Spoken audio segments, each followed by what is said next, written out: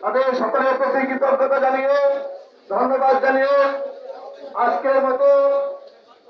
আজকের এই কর্মসূচি এখানেই সমাপ্তি ঘোষণা করা হলো এবং অবিলম্বে আগামী কর্মসূচি কি হবে তা আপনাদেরকে জানিয়ে দেওয়া হবে। সকলকে ধন্যবাদ। আল্লাহ হাফেজ।